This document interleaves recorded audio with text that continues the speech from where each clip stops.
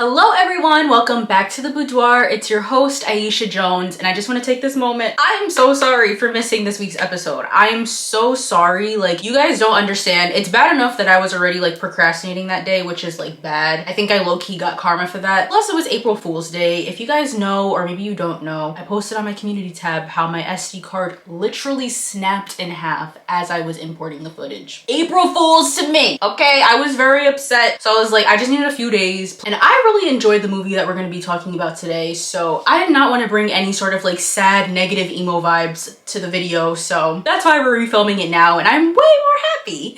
So take two with this video. As you know, we've been doing this whole Disney princess from a modern viewing lens series here on my podcast, and it's been so much fun. As you diehard Disney fans probably know already, there's a lot of people that try to like misconstrue the old classic Disney princess stories, so that's why I wanted to take it upon myself to actually look with fresh eyes, go back, are they making valid claims? You know, the people who are saying these Disney princesses are nothing but a bunch of pick-me's who are just searching for their next prince. And what I've found through watching these old movies is that, at least so far, none of these women are giving I'm male-centered, I only care about a prince, I'm only looking for my one true love. All of these ladies have their own dynamic stories. We've had Snow White, Cinderella, my favorite, Sleeping Beauty, Princess Ariel, and now we are on Beauty and the Beast, Princess Belle. And let me just tell you, spoiler alert, we all know Cinderella is my favorite. We all know watching Cinderella in 2025 changed my life for the better and is now one of my favorite movies of all time. But I just might have to add Beauty and the Beast to that list too, because Belle is that girl. Belle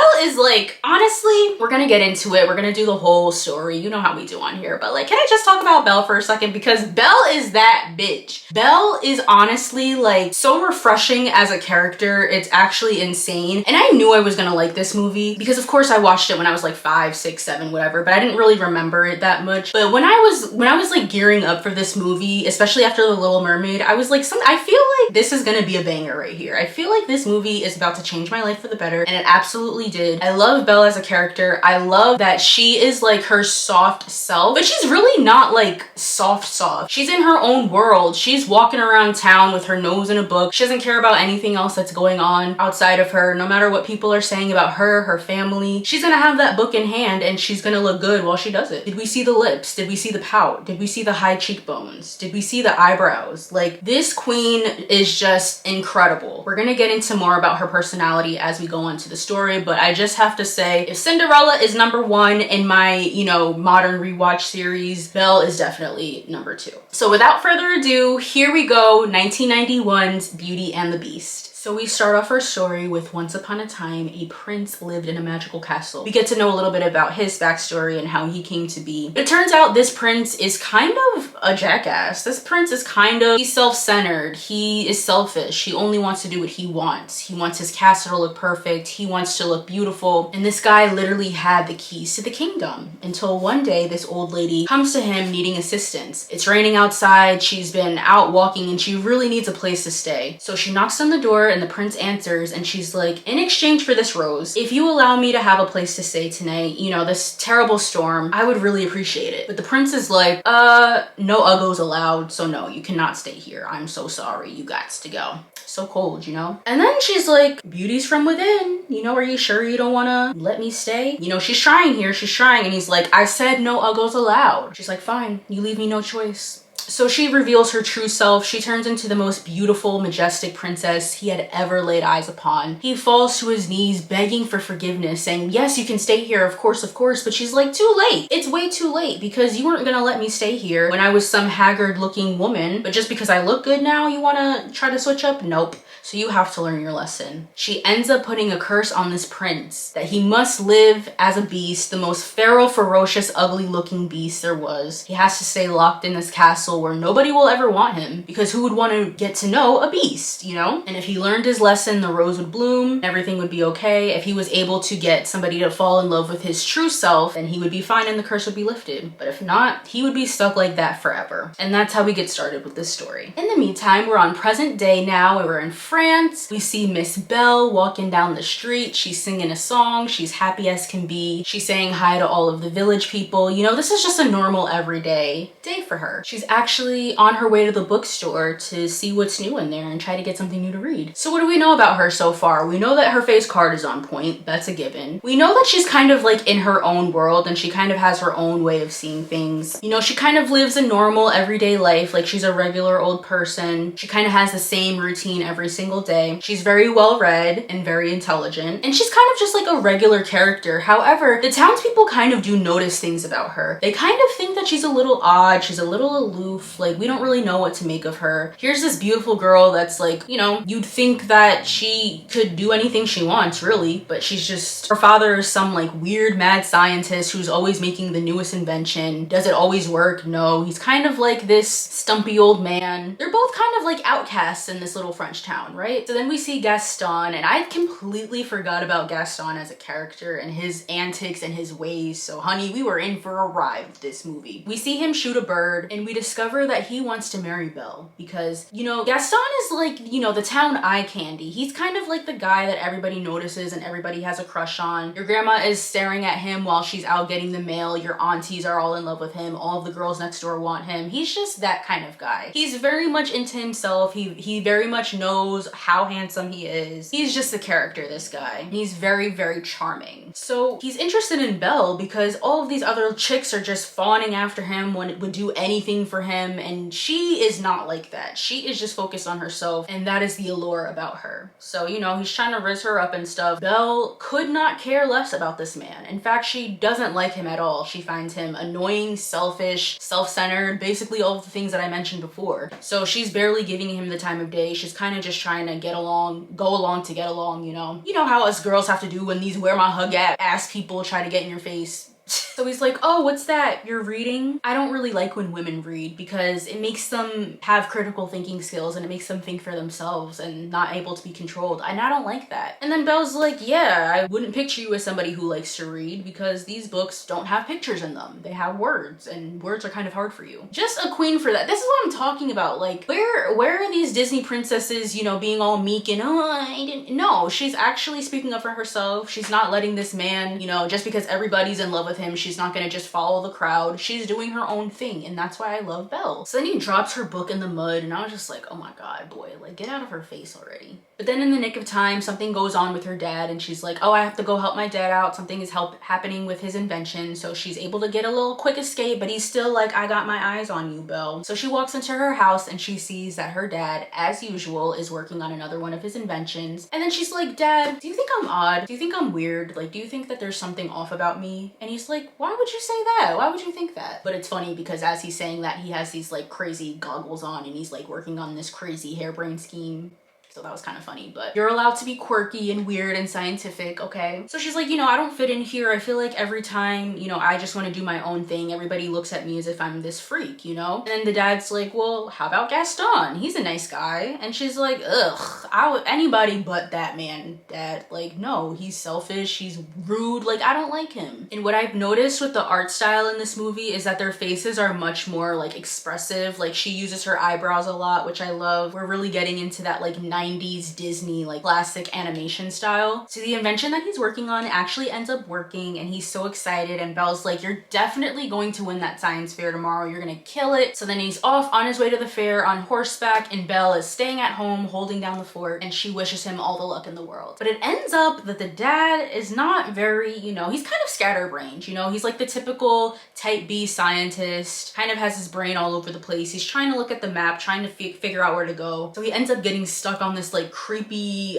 dark, abandoned woods area. The horse is not having it, okay? The horses in these movies are always put in the most scary situations, so I don't blame them. The horse is like, I gots to go. And he just ditches the man. He ditches the father. And then it turns out a pack of wolves come. So this man has to run away from these crazy, rabid wolves, and he ends up finding this castle. And he just opens the door. Luckily, it's unlocked. And he's like, hello, is anybody in here? Like, I need help. It's very dangerous out there. I need somewhere to stay. And it's this like beautiful castle, like just out in the middle of nowhere. It's very nice, one of the nicest castles I've seen in these movies. And he ends up meeting a talking clock and a talking candlestick and a talking pot, a talking teacup, all of these like talking furniture pieces he ends up meeting. And they make him right at home. You know, they give him a blanket, they give him a little cup of tea. They're like, welcome home, enjoy. Then the comfort, the hospitality doesn't last too long because here comes the beast and he's like, who the hell is in my house trespassing? The dad's trying to reason, you know, the clock, the light, everybody's scared, you know, because, you know, this big ferocious beast, he's very scary, you know. So he ends up taking the dad as prisoner. He locks him up in this dungeon and it's over, you know. He's just not trying to hear them out. He doesn't care what the weather looks like. He doesn't care if he just got chased. You're in my house and you're now a prisoner. So while the dad is stuck in a pickle, here comes Gaston and his delusional self. He ends up planning a whole wedding for Belle, but he hasn't even proposed to her yet. Like, he hasn't even asked her on a date. He's just assuming because he's so conceited and cocky, like, of course she's gonna say yes, it's me, I'm Gaston. Side note, if you've ever gone to Disney World or Disneyland and like had a Gaston interaction, please let me know in the comments down below. So there's this big wedding. The three ladies that are obsessed with Gaston are crying their eyes out because they're like, it's not me, it's Belle. What the hell? Why would he choose her, not us? So he knocks on Belle's door and she looks at the people and she's like, God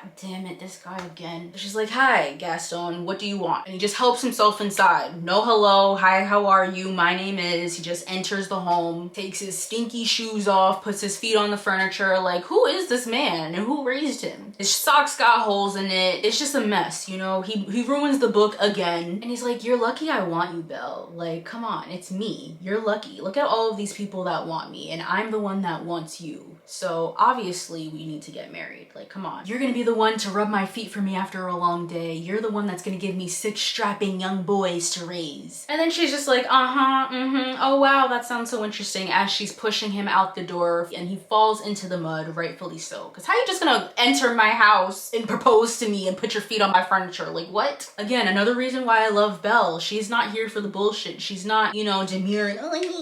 No, she was like, get out of my house. So then she's out running into the forest. She's like, I'm so over this shit. Like, this man is never gonna be my husband. I would never marry him. I want something more than this small town has to offer. Like, I'm tired of being looked at like I'm some sort of freak. I'm tired of being treated like I'm some sort of outcast just because I like to read. Like, this is crazy. And this scene was so visually stunning, like with the dandelions and the sunset. Disney always gets the whimsical vibes, right? But then the horse that was with her dad suddenly runs up to Belle and is like, oh my God, your dad's in trouble. Like, you need to go get him now. And she's like, bet, let's go. So she gets on the horse and she sets off the trail to the castle. It's all scary and dark looking. And she's like, is this where my dad is? So she goes up to the castle. She goes inside. She's looking all over the place for her dad. And then the candlestick and the clock end up seeing her. They're like, oh, who is this girl that's in here? She is beautiful. I wonder if she could be the one that could break the spell. So the dad is trapped in the cage and Belle is trying to get him out. And then Beast comes and is like, who are you? Like, who are these people? I need to get better at locking my doors because people just keep walking in. And she's begging him to please let her father go. Like, he can't be in here. He's an old man. Like, he needs to come back home with me. And the Beast refuses to hear her out. And she's like, please, I'll even take his spot. Like, if you let him go, I will be prisoner instead. And then the Beast is kind of like, you would do that? Like, wow, that was so selfless of you. I've never seen such compassion displayed in that manner. You really would do that? And he's like,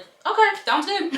You're in, he's out. And then she's like, wait, step into the light first because I want to see what you look like. And then he does. And then she is like, oh my God, you are hideous. Jesus Christ. Oh my God, you should have warned me first. I did not know. I'm sorry, that part was kind of funny. He ends up letting the dad go and then she is now the prisoner and she's just so upset because she's like, I didn't even get to say goodbye to my father. Like, you're such a monster for this. So, you know, as they're trying to like set up the situation, the candlestick Lumiere is like, please just give her a nice room to stay. Like, she just had the craziest day of her life. Her dad was missing and now she's locked in here forever. Like, at least give her a nice room. But then the Beast sees that Belle's crying and like, I didn't even get to say bye to my dad. Like, why would you do this? This is so messed up. And he ends up feeling kind of bad. So he's like, okay, let me take you to your room. It's right this way. And she's like, but I thought you said that I couldn't have one. And he's like, you want me to change my mind? And she's like, nope. Let me see my room, please. Thank you. Then she starts crying again. And then Lumiere's like, if you want that spell lifted, you better start being nice to her. because I'm tired of being a candlestick personally, so I'm gonna need you to tighten up and start being nicer to her. Invite her to dinner or something, you know? So he's kind of like awkward. He's like, oh, so what do you think of the place? Is it to your liking? She's like, yeah, I mean, I guess it's okay for me being in a hostage situation. I guess it's fine. And then she's like, wait, what's that room over there? And he's like, never go in there. You never go into the West Wing. You hear me? She's like, okay, dang. Like, I was just asking. Like, I don't know where I'm at. Then he's like, you know what? Dinner's at 7. Be there, be square. And he just locks the door. Fine. And now we're back in town, and Gaston's all at the bar, feeling sorry for himself, drowning his sorrows in some beers. Like, nobody feels bad for you, sir. But you know, now his assistant and everybody in the pub has to make Gaston feel better, so they start singing a song about how great he is, how he's so strong and he's so tough, and everybody would want to be in love with him. In the midst of that song and dance number, Belle's dad comes in and is like, this feral, ferocious beast just kidnapped my daughter, like, somebody please help me. And then the whole pub's like, a beast? A beast took your daughter, like, seriously, because you have to remember, this is like the crazy mad scientist that's like, you know, ooh, always has these harebrained schemes, right? Like, they're not gonna believe him. So they're all sitting here gaslighting him. It's basically like the boy who cried wolf. They kick him out of the pub. Very embarrassing, very sad. I felt very bad for this poor old man because, like, he's just trying to get his daughter back, you know? And it's in the dead of winter. They just toss him in the snow. But then Gaston, being his devious self, he like devises a plan, try to like blackmail the dad into letting Belle marry him. What the hell, why can't I talk? So back at the castle, Belle is now, you know, in this house, right? She's stuck in this room. She's like, where am I? Like, I don't know what's going on. And then her dresser starts talking to her and she's like, oh, I'm really in the upside down. Like, where am I? She sees all this talking furniture. She's like, okay, I guess these are gonna be my friends now. I guess they can help me. And the dresser's like trying to get her hyped for dinner. Like, ooh, let's try to get you something cute to wear tonight. And she's like, I'm not going downstairs. Like, why would I eat with this man that just literally kidnapped my father and then kidnapped me? Like, I don't want to go eat dinner. Meanwhile, Lumiere and Mrs. Potts are trying to like hype up the beast, right? Because this is like his first date, quote unquote, in so long, especially his first date as a beast. So he has to like brush up his confidence skills. He has to get his hygiene up, you know, he has to charm her. But then Cogsworth comes in and he's like, hey man, I know you're trying to look all nice for dinner and stuff, but she's not coming. So, and then Beast is furious. He's like, what do you mean she's not coming? I went through all this effort of, you know, being nice, extending an olive branch, and she's just not gonna come. He's like, fine, if you don't want to eat my food, then everybody starve tonight. Nobody eats then. How about that, okay? So then he goes back to his little room, but you know, he has feelings for her. We're starting to find out that he has feelings. So he's like, let me just spy on her real quick with this magic mirror. Let me just see what she's thinking about in her room. And then he sees how like distraught and upset she is, like rightfully so. This is such a scary situation. And he's starting to lose hope. Like, dang, maybe I'm not gonna be able to break this curse. Like, maybe I'm just gonna be stuck like this forever. There's no way she would like me. Like, I have rage issues.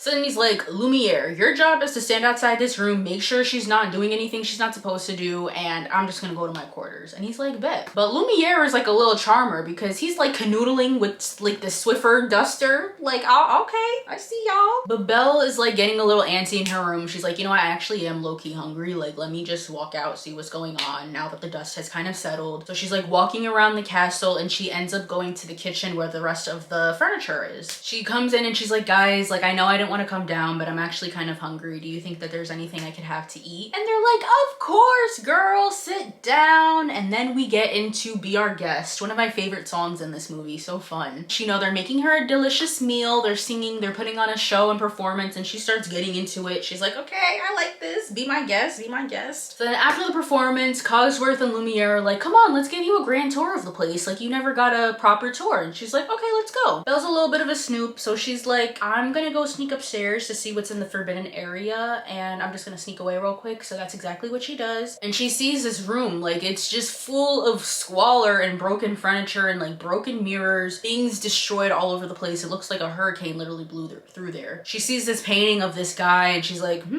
like, this is interesting. And then she stumbles upon the rose, you know, the magical rose, and she notices like it looks so different. Why is it glowing? And she's, you know, trying to see it, but she ends up getting caught by the beast, and he's not happy because he said, do not come up here. This is like the forbidden place, and she went to the forbidden place. So he loses it. She's like trying to back away, but he's like in a fury of rage and he yells at her to get out. She sprints away out of the castle on horseback through the dark woods, through the scary path, and of course those packs of wolves wolves find her again, and she's like, oh my god, like I really have to fight off these wolves, what's going on? And she's legit fighting them off. Like she picked up a big stick and she's like, okay, I guess we're doing hand-to-hand combat, like I don't know what else to do. She's trying to fight them off with this stick, but out of nowhere, Beast comes in the nick of time and fights off those wolves, and she's like, oh my god, this man saved me. But it ends up he got a little scratch, well not a little scratch, he got a big scratch from one of the wolves, and he like falls to the ground and passes out. Belle puts him, I don't know how she literally brute strength lifted this grown beast up, but she did it somehow, and she put him on the back of the horse, and they went their way back to the castle. She's nursing him back to health with like a rag, you know, she's trying to clean the womb or whatever, and he's like, ow, that hurts. And then she's like, well, maybe it wouldn't hurt if you'd stay still. And you know, she's giving the attitude back, because she's like, listen, after the day I had, my father got kidnapped, I had to save him, go through the river through the woods to grandmother's house we go. You kidnapped me, I'm stuck here, I almost died, I had to fight off these wolves, and I had to pick your big ass up. The least you can do is treat me with some respect. And so he kind of like, you know, calms down, reels it in a little bit, and then she's like, thank you for saving me today, I really appreciate that. And he's like, you're welcome. And then there's finally this moment of like them seeing eye to eye. You know, this might not be the ideal situation, but they're here now and they're just trying to make it work, right? And so the furniture are kind of looking on like they like each other, this is gonna work, you know. They're just watching how everything looks. They're sitting in front of the fire, it looks very romantic, and their hopes are starting to get up a little bit. So back at the village, Gaston is like, I'm going to get Belle to marry me no matter what. I'm going to do this against her will, I don't care. So Gaston meets with this like hitman, not really a hitman, he's like some evil guy, but he's like, I want this dad to go to an insane asylum because I want to have complete access to Belle 24/7, so here's some money on, make it happen. So they're about to make this whole deal happen, but luckily the dad wasn't home. Gaston tells his little assistant, look, you stay here, you look for the dad, and don't leave until the dad comes back. You hear me? And he's like, okay, boss, anything you say, boss. I love you, Gaston. Mwah. The next day, you know, the dust is finally settled. Things are finally getting like a little better between Beast and Belle. So Belle is like playing with the little doggy footstool. I don't know what it was. I think it was like a little footstool. She's playing with the dog, and Beast is like watching how Belle is interacting with everything. And he's like, dang, I really got feelings for her. Like, dang, like I really do have feelings for her. So he's like, let me do something nice for her. I've been scaring her this whole time, being just not the nicest host. So let me do better. So he brings her back into the castle. He's like, close your eyes, I have a surprise for you. And she's like, oh, right, okay. So he brings her into this grand room. He opens the curtains. He like makes sure everything's perfect. And he's like, okay, open your eyes. And she does. And she sees the most beautiful library that she's ever seen in her life, that I've ever seen in my life. Like, this thing had 50 million stories, ladders all over the place to help you navigate, books filled to the brim, beautiful lighting. Like this, I need to have a library like this. When I make it big. I'm gonna have a big ass Beauty and the Beast library, because what? That thing was heaven. I want to be in there. Like, I would spend the whole day in there. You'd never hear from me ever again until it's time to eat. So, you know, she's so excited, and he's like watching her be excited, and it warms his heart. And he's like, okay, I think we're finally getting somewhere now. Then they end up having a meal together, and, you know, everything's going well. And then Belle sees that, you know, Beast is eating like a beast. He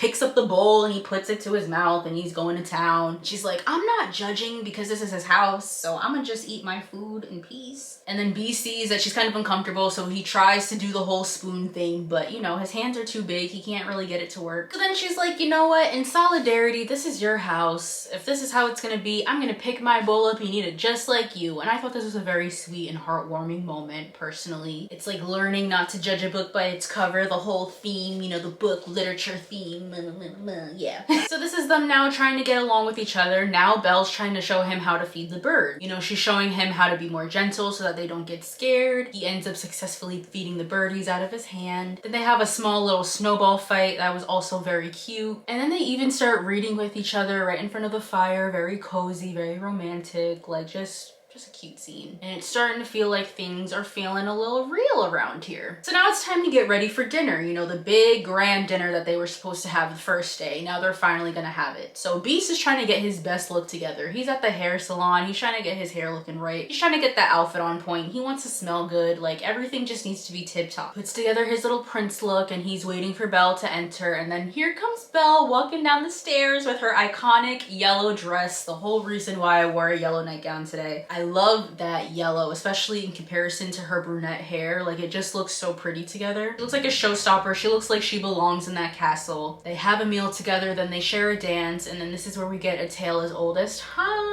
Very great song. They have that beautiful slow dance in the ballroom. Another beautifully drawn scene. I was gonna say beautifully shot, but like it's drawing technically, but it's still, you know, the camera work was very lovely. You know, it just looked so romantic. Like, I really do like the Beauty and the Beast aesthetic. It looks so cozy. So then they go outside, they're sitting under the stars and talking and stuff. And then he asks her, are you happy here? Like, are you happy being here with me? And she's like, honestly, I am happy. Like, at first, you know, this was, you know, so strange to me, but I actually really am happy here. She's like, I just miss my dad. You know, I can't be here forever. Like, I really need to be with my dad. He shows her the magic mirror and she's able to see that her dad is sick. He's alone. He's out in the cold. And she's like, I just can't be here. I'm sorry. Like, as much as I love, you know, the library, the castle, it's all great. Like, I have to go be with him. It's not right. So he sets her free. He's like, fine, you know, you're right. So she's like, thank you so much for allowing me to be free. She turns around to leave the castle and he reaches out. He's like, I want to stop her, but I can't. I know it's the right thing to just let her go. So he's like, this is it. I'm back to being depressed and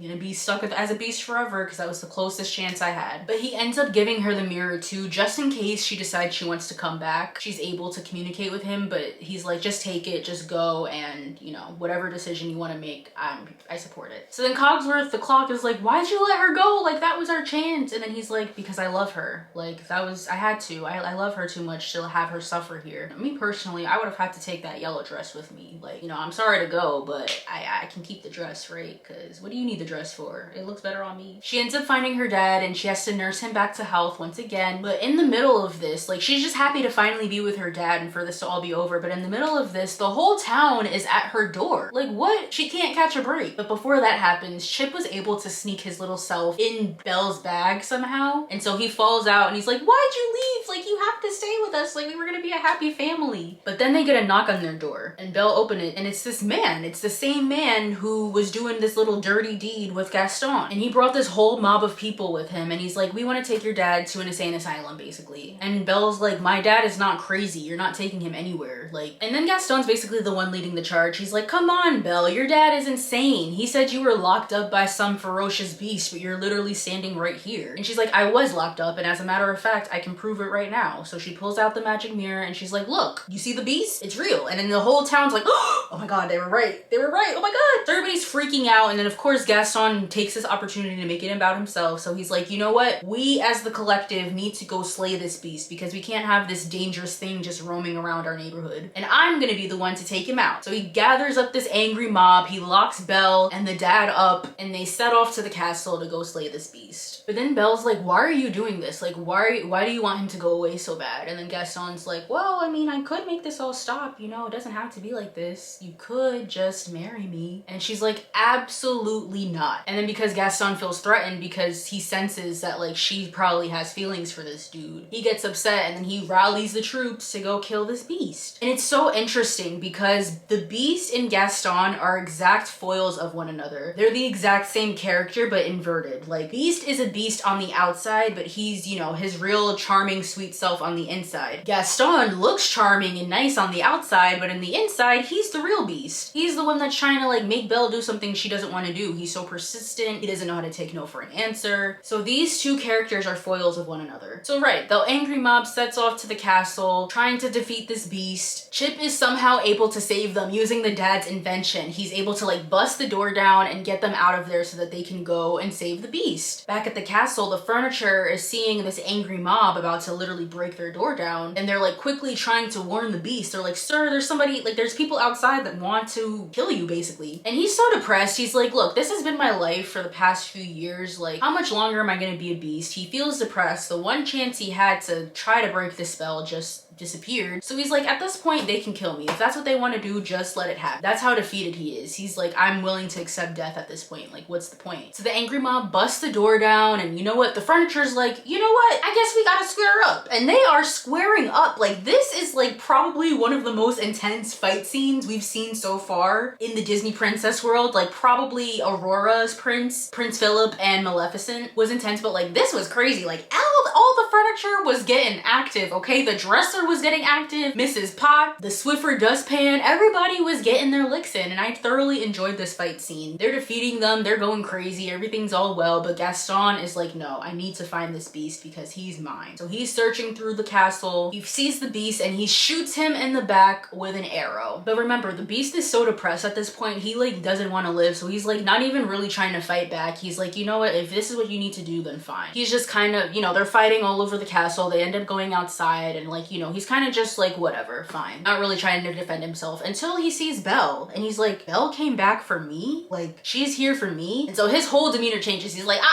you know what, I was holding back on you, Gaston, but now, oh, it's on. So he starts fighting back for real, and they're really getting their licks in on one another. And then at some point, Gaston's like, give it up, like, she likes me, she doesn't like you, why would she want to be with some ugly foul beast like you? But then Beast is able to get him, he dangles him over the balcony, and he's like this close to just letting him fall to his death. It could be so simple, but Gaston's shaking and shivering like a leaf. He's like, no, please don't do it, please, please, please don't kill me like this, I can't. And because the beast is not actually a beast, you know, on the inside, he does have a heart in real life, so he's like, fine, I'm not gonna do this to you. He throws him back over, he's like, fine, but he made the wrong choice, because then Gaston stabs him. He gets him good too. He stabs him in the side, you know, and we think Gaston's gonna win, but then he falls over the balcony and he ends up falling to his death anyway. And so the beast is down, you know, he's bleeding out. It's like he's almost about to go to the light. Belle's like, no, please don't go. And then Belle finally says, I love you to him. And that makes the rose, you know, activate a little bit. One of the petals falls, and then we see him transform, human body, human face, and then Belle's like, wait a minute, what's all this? The spell is broken, all of the furniture are now human again, everybody's back to their original human form. And then the Swiffer mob, you know, the girl that Lumiere was kind of canoodling with, why was she a baddie? Finally kiss, and there's fireworks, everybody's happy, and then they transform into, you know, the ballroom scene. They're back in their yellow dresses and the prince outfits, and everybody's just happily ever after. Woo! What a perfect movie. Another 10 out of 10 for me. First we had Cinderella, and now we have Beauty and the Beast. Now let's talk about my thoughts. Throughout the whole movie, the whole theme was like literature and books and beasts and ugliness and beauty. And the whole point of this movie is for us to not judge a book by its cover, right? Because you look at that beast and you would automatically think, you know, oh, this ugly thing, why would I even want to give him the time of day? And yes, he